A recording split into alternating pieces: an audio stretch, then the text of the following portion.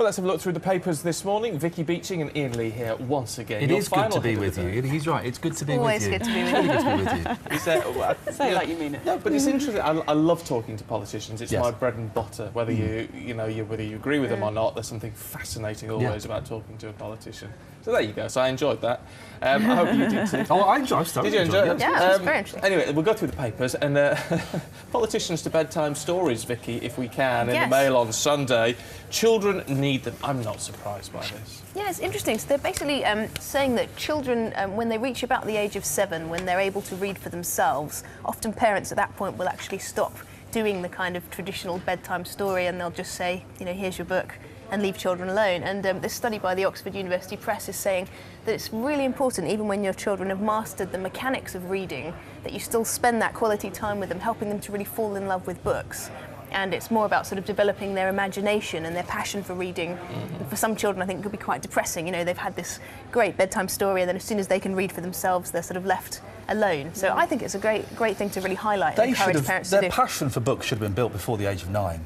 Do you think? Oh, yeah, definitely. My little boy, who's 3.5, well, my youngest, who's not even 2 yet, will sit there and pick up a book because he's seen us do it ourselves and do it with his brother.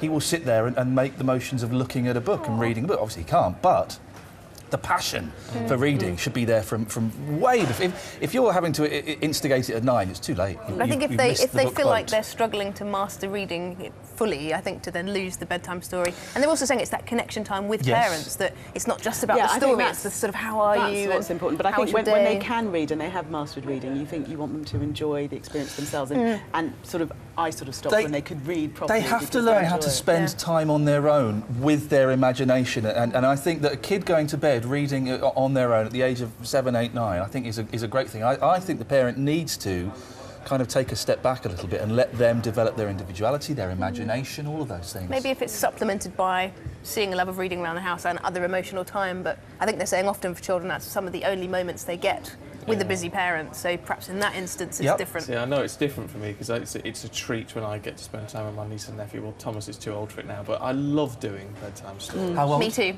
I love it. Well, Isabel's 10. Right, OK. Do you do funny voices? That's the big No, question. I don't. You've got to do funny voices. No. But I do have to read about 5 stories of it every time. I love it. It is fun. There are some parents who don't read to their 3, 4, 5-year-olds, and I think that's criminal because it is. I haven't got time. Everyone can spend 10 minutes. They can. Even if it's not a bedtime, everyone can spend it. 10 minutes sat down with a book with their kids, and so many parents don't do it. And I think it's criminal. Well, I'll tell you what they should be reading in. Yes. Debrett. Oh, bedtime good. Good link there. Impressive. After centuries spent monitoring the genealogy of the British aristocracy, the publishing house Debrett's is to branch out. Basically, they're going to teach people how to interact and how to be social and how to have the skills required to not only get jobs, but then how to maintain and sustain good working environments, including one of the things they're going to tell you when you shouldn't use smileys or put a kiss at the end of an email. I suggest you never use a smiley. I use them. I hate smileys. Oh, I've gone right off you. Well, as much as I can. I hate smileys. If you I'm dead to you now. But they're saying not in the workplace. Exactly, and they're also blaming technology. Did you notice that? Although they're encompassing technology. Well, they're saying that technology is largely to blame for those under 30 for not having interpersonal skills. So you can be great by email, but apparently they're saying we spend so much time on our gadgets. I'm just very glad Debrett's are teaching us how to get and hold on to a good job because it's going to cost us £1,000. Well, yes, that's the downside. You're going to have to spend £1,000. You won't be using any smileys at that expense. Before you've even got the job. Hang on, what would that be? That would be a semicolon and a capital P? Is that? I don't know what it'd be. We're just about out of time. I want a quick look at Oasis. Yes. The boys are coming back. Very apparently. exciting. So it's 20 years Britain's since, most overrated band could be back. Amazing. They were amazing. I'm not so they're actually talking to each other. Well, it's 20 years since Definitely Maybe came out. They're talking about doing 2 concerts where they would perform the whole album back to back, start to finish. And it just reminds me of my teenage years when it was Blur versus Oasis. Who you chose was a huge deal. But I tell you what, it's that. Let me be perfectly honest. Last time they performed, they smashed up each other's guitars. But it's that attitude. I've never understood the He's got to be attitude. 50 now, hasn't he? And he's still doing that act. Well, I'm just It happy works that for the me. brothers are talking to each other. Listen, if you like Oasis, may I recommend another band called The Beatles that you might like a little bit more? They were there first, they did it better. Next. I hope they come back. Lovely. We're out of time. You have to stick with one direction, I'm afraid. Get those tattoos done. More coming up for you in just a moment.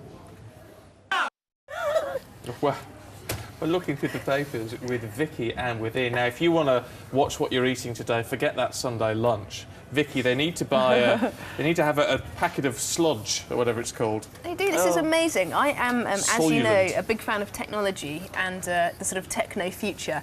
And this is a software engineer who's actually designed this futuristic food. It comes in little pouches. Sounds something like what you might imagine they'd eat in space, but you just add water to it.